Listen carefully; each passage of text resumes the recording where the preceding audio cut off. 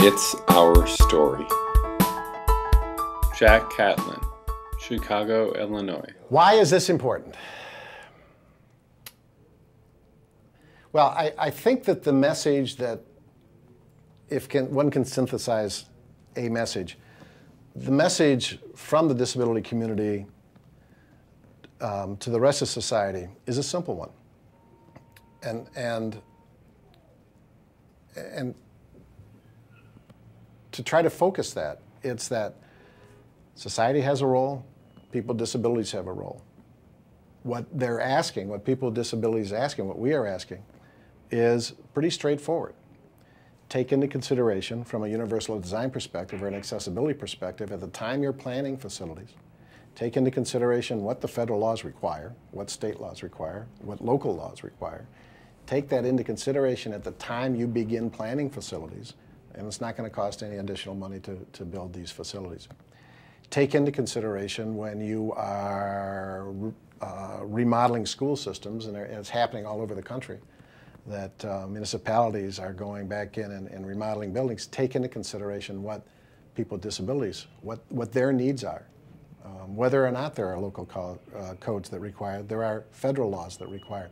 Take those into consideration so that kids can receive a good education, can be integrated into society at an early age, so society can learn about kids with disabilities. Kids with disabilities can learn about mainstream society. Take all of this into consideration at an early point in the process, and it's easy to do. It's very, very easy to do. So when you address transportation issues, housing issues, when you address educational issues, think about these issues. Understand what the federal laws require.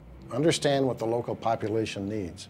Integrate it at an early phase of the planning, and it's easy to do. Get people with disabilities involved in this. Find out what their needs are. Understand that community, and let that community understand the rest of society, and it's not that difficult. It's just a matter of understanding and planning for it at an early age. Ed Roberts brought that perspective. He understood that society had a huge role in this, that it wasn't about the person with disabilities as much as, and them not being able to accomplish something. He understood that it was about society not allowing that to occur. And it is easy for it to happen. And there are models. And I think Chicago was a good model.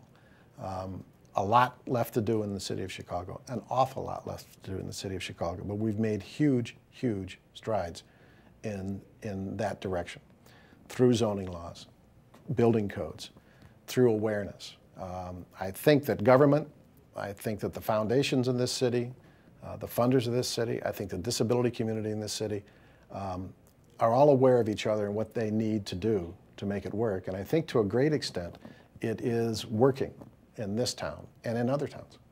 But it's about communication. It's about understanding what the other person's issues, problems, and what their solutions are. And it's about communication. It's about talking and finding out and then acting on those things. The It's Our Story project is a national effort to make disability history public and accessible. Visit us at www.itsourstory.org or on the It's Our Story project YouTube channel.